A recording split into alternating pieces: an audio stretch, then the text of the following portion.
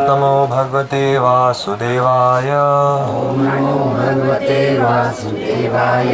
ओम नमो भगवते वासुदेवाय। ओम नमो भगवते वासुदेवाय। ओम नमो भगवते वासुदेवाय। ओम नमो भगवते वासुदेवाय। नारायणं नमस्कृत्यं नारायणं नमस्कृत्यं नरं चैव नरोत्तमं नरं चैव नरोत्तमं देवीं सरस्वतीं व्यासं देवीं सरस्वतीं व्यासं ततो जयमुदीरये। ततो जयमुदीरये। नष्टप्रायेषु अभद्रेषु नष्टप्रायेषु अभद्रेषु नित्यं भागवत सेवया नित्यं भागवत सेवया भगवति उत्तम श्लोके भगवति उत्तम श्लोके भक्तिर्भवति नैष्ठिकी। भक्तिर्भवति नैष्ठिकी। ग्रंथराज भागवतम की जय। तो श्लोक संख्या 30 स्कंद 4 अध्याय 4। सह वह अयम यह दुर्मर्ष हृदय कठोर हृदय ब्रह्मद्रुप ब्राह्मण होने के अयोग्य च तथा लोके संसार में अपकीर्ति अपयश महती अत्यधिक अवाप्स्यति प्राप्त करेगा। यद अंगजाम जिसकी पुत्री स्वाम अपने पुरुष द्विट शिव की शत्रु उद्यत तैयार न प्रत्यषेधत रोका नहीं वृतये मृत्यु से अपराधतः अपने अपराधों के कारण सोयम दुर्मर्ष हृदयो ब्रह्मद्रोग च लोके प्रकीर्ति महती मवाप्स्यति यदंगजा स्वाम पुरुष द्विडोद्यता न प्रत्यषेन्धमृतये अपराधतः। ऐसा राजा दक्ष जो इतना कठोर हृदय है कि ब्राह्मण होने के अयोग्य है, वह अपनी पुत्री के प्रति किए गए अपराधों के कारण अतीव अपयश को प्राप्त करेगा, क्योंकि उसने अपनी पुत्री को मरने से नहीं रोका और वह श्री भगवान के प्रति अत्यंत द्वेष रखता है। तात्पर्य, राजा दक्ष को यहाँ पर अत्यंत पाषाण हृदयी कहकर ब्राह्मण होने के अयोग्य बतलाया गया है। कोई टीकाकार ब्रह्मद्रुप का अर्थ ब्राह्मणों का मित्र लगाते हैं। जो व्यक्ति ब्राह्मण कुल में उत्पन्न होकर ब्राह्मण के गुणों से रहित होता है वह ब्रह्म बंधु कहा जाता है। ब्राह्मण लोग सामान्यतः अत्यंत कोमल हृदयी और सहिष्णु होते हैं, क्योंकि वे मन तथा इंद्रिय को वश में रखना जानते हैं। किंतु राजा दक्ष सहिष्णु नहीं था, केवल इसलिए कि उसके जमाता शिव उसके सम्मान में खड़े नहीं हुए वह क्रुद्ध हो गया। वह इतना कठोर हृदय था कि उसने अपनी परम प्रिय पुत्री की मृत्यु भी सहन कर ली। साध्वी सती ने अपने पिता के घर आकर, और वह भी बिना आमंत्रण के आकर, दामाद और ससुर के बीच गलतफहमी को दूर करने का अपने से संभव सर्वोत्तम प्रयास किया। अतः उस समय राजा दक्ष को उसका स्वागत करना चाहिए था और भूतकाल की सारी गलतफहमियों को भूल जाना चाहिए था। किंतु राजा दक्ष इतना पाषाण हृदयी निकला कि वह आर्य या ब्राह्मण कहलाने के भी अयोग्य था। इस प्रकार उसकी अपकीर्ति अभी तक चल रही है। दक्ष का अर्थ है पटु, और उसे यह नाम इसलिए प्राप्त था क्योंकि उसने सैकड़ों हजारों संतानें उत्पन्न की थी। जो लोग अत्यंत विषयी और भौतिकवादी होते हैं वे इतने कठोर हृदयी हो जाते हैं कि वे अपनी तनिक भी मान हानि होने पर अपनी संतान की मृत्यु को भी सहन कर लेते हैं। तो यहाँ पर राजा दक्ष के बारे में कहा जा रहा है कि क्योंकि वो भौतिक भोग के प्रति आकृष्ट हो गए थे, क्योंकि उनकी सेवा क्या थी कि उन्हें बहुत सारी संतान उत्पत्ति करनी है, और इसके चलते उनको भौतिक भोगों से लगाव हो जाता है। तो जब भी भौतिक भोगों से लगाव होगा तो हमारा हृदय कठोर हो जाएगा, और जब हृदय कठोर होगा तो भक्ति नहीं आएगी, क्योंकि भक्ति जो है वो कोमल हृदय वालों का काम है। तो जैसे यहाँ पर कहा गया कि ब्राह्मण अत्यंत कोमल हृदय और सहिष्णु होते हैं, तो ब्राह्मण सहनशील है, लेकिन यहाँ पर कहा कि दक्ष भी सहनशील है। दक्ष ने भी सहन कर ली अपनी पुत्री की मृत्यु।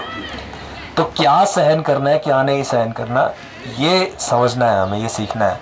ब्राह्मण की योग्यता क्या है कि वो जानता है कि उसे क्या सहन करना है और क्या सहन नहीं करना है। तो अपने ऊपर कोई भी कष्ट आता है, अपना मान अपमान होता है, तो उसको ब्राह्मण सहन करना जानता है। ये ब्राह्मण की विशेषता है। और अपने कारण किसी और को कष्ट हो रहा है, इस चीज़ को ब्राह्मण सहन नहीं करता। और यहाँ पर राजा दक्ष का स्वभाव बिल्कुल उल्टा है कि उनकी पुत्री, सगी पुत्री वो प्राण त्याग रही है, तो उन्होंने रोकने की कोशिश भी नहीं की। तो ये कितनी कठोरता वाला काम है, कठोर हृदय। जैसे आज भी देखा जाता है ऑनर किलिंग्स हो जाती है कि भाई हमारी लड़की ने कहीं से आज शादी कर ली, तो पिता देखा जाता है कि मिलके मार ही देते हैं। तो ये कठोरता है। ये कठोरता क्यों आती है? क्योंकि हम भौतिक प्रकृति का संग जब ज़्यादा करते हैं तो जिसका संग करेंगे वैसे बन जाएंगे। तो भौतिक प्रकृति जड़ है, कठोर है, इसमें जीवन नहीं है, इसमें संवेदनशीलता नहीं है।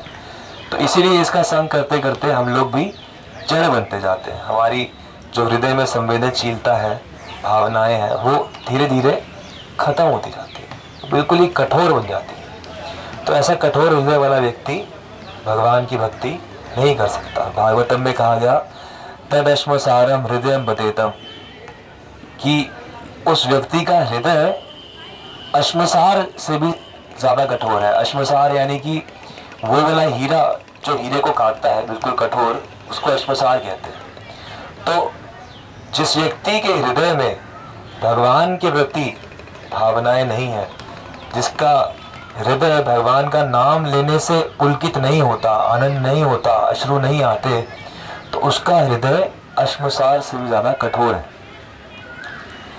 तो वास्तव में हम सबकी भी जितनी जितनी भौतिक आसक्ति है, उतनी उतनी कठोरता हमारे हृदय में बैठी हुई है। ये सिर्फ राजा दक्ष की बात नहीं है, ये हम सब भी जितना जितना भौतिक भोग के प्रति आकृष्ट हैं, उतना उतना हृदय में कठोर है। जब तक सब अच्छा है, जब तक हमारी ज़रूरतें पूरी हैं, हम बड़े प्रेम से व्यवहार कर रहे हैं, बड़े कोमल हैं। और जैसे ही हमारा भौतिक भोग साख पे आता है कि भाई अब ये नहीं हुआ तो ये छूट जाएगा, वैसी कठोरता बाहर आ जाती है। अरे ऐसे नहीं, ऐसे नहीं, ऐसे तो कठोर। वही जैसे अभी हमारे समय में भी, जैसे कई दफ़ा बच्चे, मेरी रिश्तेदारी में भी ऐसे देखा गया है कि भी माता पिता नहीं चाहते हैं इंटरकास्ट लड़की उस दूसरे के साथ चली गई, और फिर वो शादी कर दी और सारा काम होगा, तो माता पिता के समझ तो उस वक्त भी ख़राब हो जाते, नहीं बोलते, 3-4 साल तक नहीं बोले, फिर बाद में लातियों को तक भी हुई, तो ये गुस्सा पिछला उस तक पहुँचा। उस वक्त भी तो और ऐसी स्थिति बड़ी होगी राजा दक्ष के लिए कि भी सती ने क्यों उसको शादी की, वो नहीं चाहे होंगे शादी करना, ये तो यही तो है, नहीं चाह रही होगी करना, यही तो है, उन्हें तो बड़ी उसी वहाँ शादी। इसीलिए तो ये बताया जा रहा है कि सिर्फ ये नहीं देखना चाहिए कि क्या हो रहा है, संबंध और संवेदनशीलता। तो उस केस में यही है कि जो चीज़ें आपके नियंत्रण में नहीं है, उन पर अपना नियंत्रण जमाने की कोशिश मत करो। जब आपके नियंत्रण में थी, जब आपको परवरिश देनी थी, जब वैदिक संस्कार देने थे, तब आपने ध्यान नहीं दिया। आज के संदर्भ के लिए तब आपने ध्यान नहीं दिया।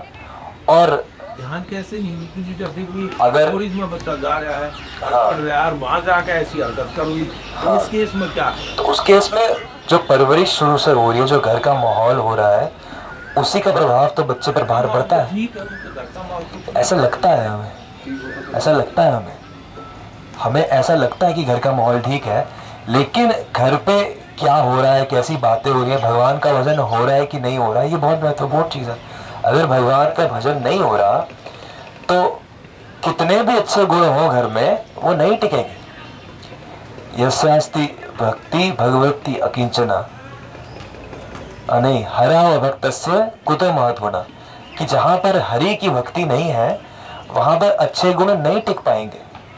तो अगर किसी घर में भगवान की भक्ति नहीं हो रही है तो दुर्गुण आएंगे ही आएंगे। और इसके बाद भी अगर ऐसा कुछ हो जाता है तो व्यक्ति को इसे भगवान की इच्छा समझकर या वो समझकर अपने आप को संतुष्ट रखना चाहिए। जहाँ पर व्यक्ति का अधिकार नहीं चल पा रहा तो वहाँ पर जब वो संतुष्ट हो जाता है तो उसका तेज अपने आप बढ़ जाता है। और जहाँ पर वो क्रोध करता है, लड़ाई झगड़ा करता है, तो वहाँ पर उसका तेज, उसका जो आध्यात्मिक भौतिक दोनों प्रकार से जो तेज है वो नष्ट हो जाता है। तो इसीलिए कहा जाता है कि जब तक कोई घटना नहीं घटी है, तब तक पूरा प्रयास करो कि जो सही है, जैसे होनी चाहिए वैसे वो हो जाए। लेकिन एक बार जब वो घट जाए तो उसको विधाता का लेख समझकर या भगवान की इच्छा समझकर उसके बारे में शोक करना त्याग दो। तो ये मानसिकता से जब व्यक्ति जीता है तो वो संतोष से जीवन जी पाता है और आध्यात्मिक उन्नति कर पाता है। नहीं तो वही गड़बड़ होती है कि जब तक हाथ में होती है तब तक ध्यान नहीं देते, और जब कोई घटना हो जाती है तो सोचते अरे ये कैसे हो गया, उसको फिर उसके बारे में जीवन भर लड़ते झगड़ते रहते हैं, परेशान होते रहते हैं। तो यही हमें खुद भी सीखना है और सबको प्रयास करना है कि समझे कि सहनशील बनना है, संवेदनशील बनना है, अपने हृदय को कोमल बनाना है। जैसे कोई ऐसी घटना हुई, 2-3 साल तक नहीं बोले, फिर कुछ बात हुई तो कोमलता के कारण ही फिर संबंध कई बार दोबारा सुधर भी जाते हैं। उन्होंने स्वीकार कर लिया फिर बाद में। हाँ वही तो है। तो वही है कि वो कोमलता जब बाद में आ जाती है तो, पर यहाँ कोमलता नहीं आ रही। नहीं 4-5 साल से उनके यहाँ भी ऐसा ही रहा कि फादर नहीं बोलते थे हाँ। कि लड़की खाना जाना। तो वही है ना कि हृदय धीरे धीरे मगर अब ऐसा हो गया सारा। यही तो चीज है कि अधिकतर क्या होता है कि समय के साथ जो है ना कठोरता धीरे धीरे कम होती जाती है। लेकिन यहाँ पर इतना समय बीत गया लेकिन दक्ष प्रजापति की कठोरता कम नहीं हुई। तो वही चीज समझा रहे हैं कि कठोरता को त्यागने का अभ्यास मनुष्य को करना चाहिए, कोमलता हृदय में लानी चाहिए। जब भी जी हाँ बोलो क्या। यहाँ पर तो प्रभु जी ब्रह्मा जी ने चुना था इसको, शिव को। हाँ ब्रह्मा जी ने तो कहा था कि भाई मतलब सती की शादी इनसे कर दो, तो उसमें कसूर तो फिर वो तो अपने दादे परदादे घर में जो है बड़े आदमी हैं उन्होंने कुछ कर दिया, तो मतलब इसमें टोका टिप्पणी कहाँ से होगी फिर? मतलब कि तो समझ में नहीं आ रही फिर बात। है तो काम हो गया कि भाई छिटा चपड़ी होगी, फिर दादा ने ऐसा कर दिया। जिस मनुष्य में शरणागति होती है वो तो हृदय कोमल हो ही जाता है ना। अब यहाँ पर जो व्यक्ति नहीं कोई चाहता तो किसी बड़े की इच्छा से जबरदस्ती उसने काम कर भी दिया तो भी जरूरी थोड़ी है कि वो उस काम को अच्छा मानेगा। वो पूरे जीवन उलाना देता रहे कि पापा आपने बोला था इसलिए किया, मैं अभी तक खुश नहीं हूँ। वो व्यक्ति ऐसा ही बोलेगा, ऐसा हो जाता है। ऐसा ही होता है। यही तो भौतिक स्वभाव है कि मैं बड़ा। भौतिक स्वभाव क्या है कि मैं बड़ा हूँ, मैं अपने पिता से भी बड़ा हूँ, मैं अपने दादा से भी बड़ा हूँ, मैं भगवान से भी बड़ा हूँ। ईश्वरो अहम अहम भोगी सिद्धो हम बलवान सुखी, गीता में भगवान कहते हैं। ये आसुरी वृत्ति है। क्या? ये व्यक्ति सोचता है कि मैं ही ईश्वर हूँ, मेरे नियंत्रण में सब कुछ होना चाहिए, या फिर मैं जो सोचता हूँ वही सही है। ब्रह्मा जी थोड़े ऐसे चाहे चलिए कि जिनका घर में ऐसा काम होगा, अगर कोई अनजाने में किसी से हो भी जाता है तो ये मतलब ऐसा तो नहीं है कि उसके ऊपर सारी ज़िंदगी छिटा टिप्पणी करते रहो। ये तो सीखना है, लेकिन ये करना बहुत मुश्किल है। ये सीखना है। इसीलिए ये सारे जो भागवतम में कथाएं हैं ये इसीलिए है कि हम ये कथा सुन के ही समझ जाए, उत्तम शिष्य बने। कि भाई हम उदाहरण सुन के इतने परिपक्व हो जाए कि हमें इस संसार में कैसे जीना है, कैसे भक्ति करनी है, कैसा स्वभाव बनाना है, वो समझ में आ जाए। समझ में आ जाएगा तो कल्याण हो जाएगा, नहीं आएगा तो वही चलता रहेगा।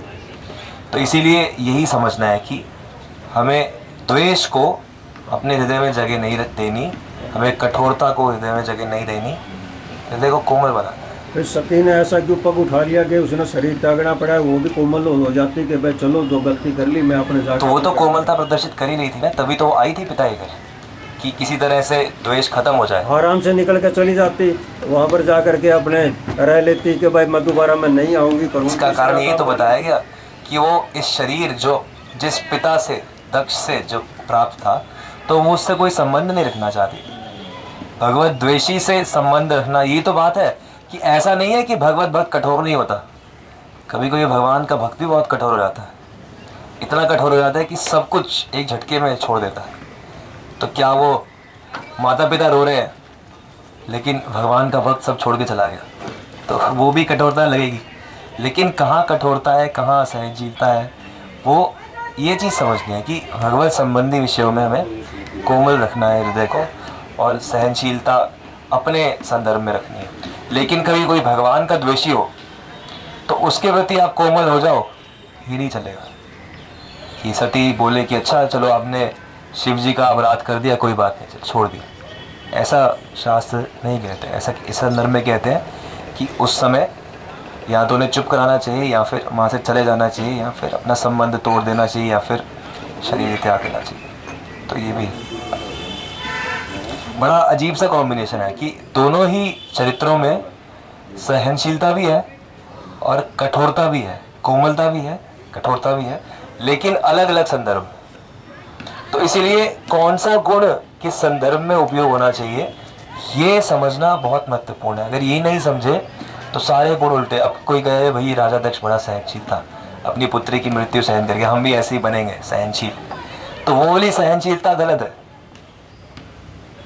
तो ये इसीलिए धर्म की जो गति है वो बहुत सूक्ष्म बताई गई कि बड़ा उसको गंभीरता से किसी गुरु के अंडर रहकर संवेदनशील होकर उसको समझना पड़ता है, तभी समझ आता है। वही जो वर्ण बने और हम वर्णों के अनुसार अपने वर्ण में शादी ना करते हैं, दूसरे वर्ण में चले जाते हैं, वो भी तो गलत है ना जी।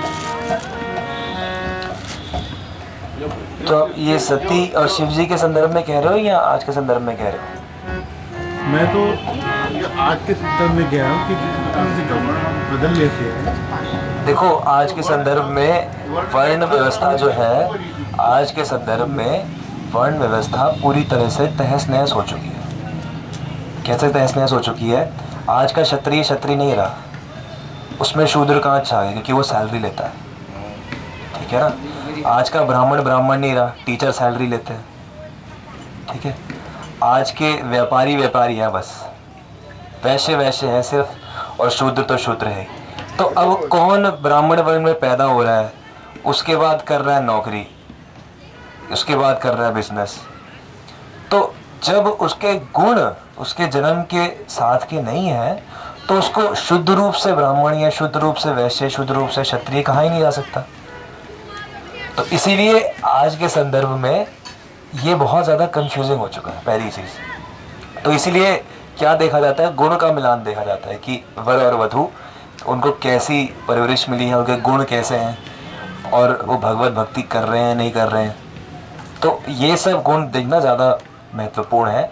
ये भी महत्वपूर्ण है कि हाँ ब्राह्मण ब्राह्मण हो, वो सब भी अच्छा है, लेकिन अगर कभी ना भी हो तो और विशेष चीज़ है कि गुण, ये बेटर है। पर अगर सिर्फ प्रेम संबंध के कारण जब विवाह होता है, बिना बाकी चीज़ों को समझे, बिना ये देखे कि भविष्य कैसे होगा, आमदनी कैसी है, घर कैसी है, संस्कार कितने अलग है, धर्म कितना अलग है, जाति कितनी अलग है, तब तो गड़बड़ होती ही होती है। तो इसीलिए जितना हो सके ध्यान रखना चाहिए। पहले अध्याय में भगवान ने ये भी कहा कि जब युद्ध होगा कि विभीषिका से वर्ण शंकर पैदा हो जाए, तो मतलब जो है वर्ण बिगड़ जाए। बिगड़ चुकी है ना, सब खत्म हो चुकी है वर्ण व्यवस्था, कहाँ बची है? कहीं कहीं कुछ शुद्ध ब्राह्मण या कुछ शुद्ध क्षत्रिय ऐसे कुछ बचे होंगे, तो सब बिगड़ चुकी है। लेकिन तो यही तो प्रॉब्लम है। इसीलिए कलयुग के लिए क्या है कि ये निताई और गौरचंद्र आए हैं, अपनी करुणा जो बिखेर रहे हैं, इसको समझ के पहले भक्ति करना शुरू करो। भक्ति करो, भक्ति करते करते करते करते जैसे जैसे गुणों में विकास होगा, जैसे जैसे स्वभाव, जैसे जैसे संस्कृति भक्ति में वैदिक अनुकूल बनेगी, वैसे वैसे जीवन का सुधार होगा, वैसे वैसे सब चीज़ ठीक होती जाएगी, अन्यथा सब गड़बड़ होगा ही होगा। कलयुग का यही तो है कि कलयुग में बाकी सब चीज़ें आप संभाल के रख ही नहीं पाओगे।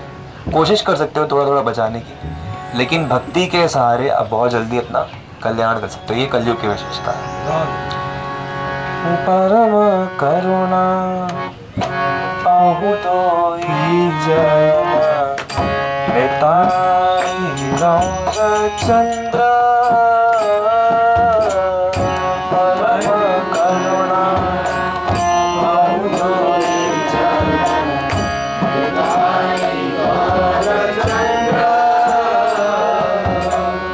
परम करुणा पाहु तो ही जन गौर चंद्र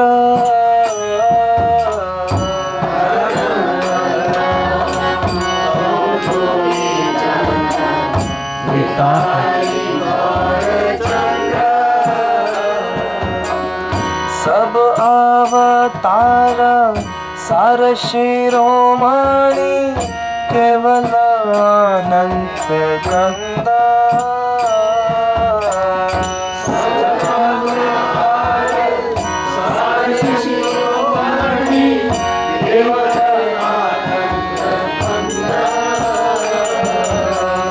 भजो भजो भाई चैतन्य निताई सुदृढ़ विश्वास करी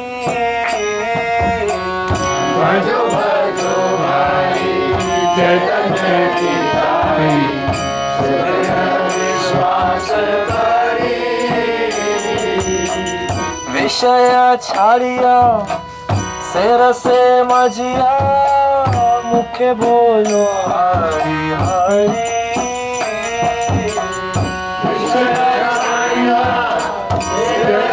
मजिया मुखे बोलो हरि हरि परम करुणा दो ही जन नेताई गौर चंद्र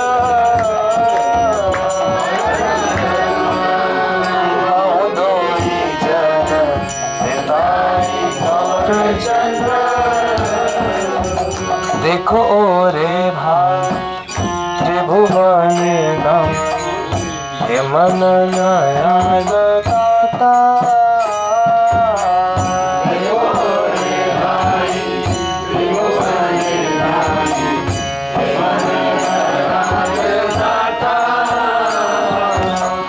देखो रे भाई त्रिभुवने हे मन नया लगाता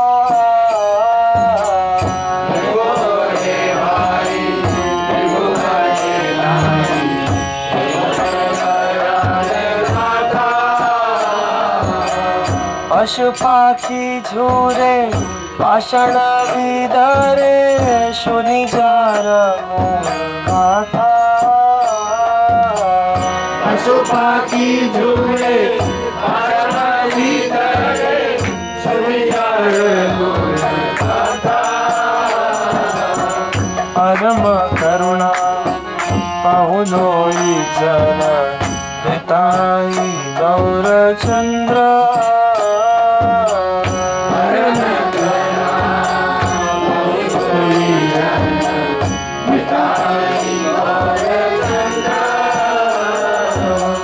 संसारे मसिया रहिले पड़िया से पद नाही नाश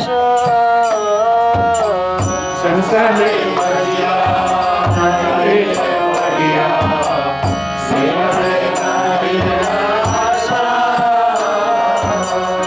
आपन कर्म हो जाए शमन कहे लो शनिवास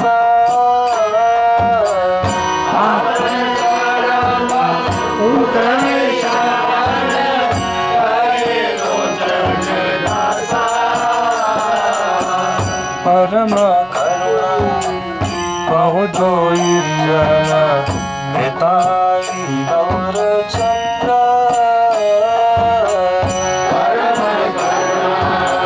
प्रभु दुर्गी जन ये आई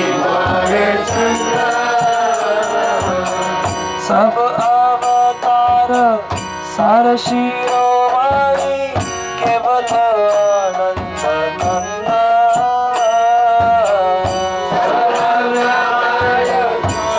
शिरोमणि के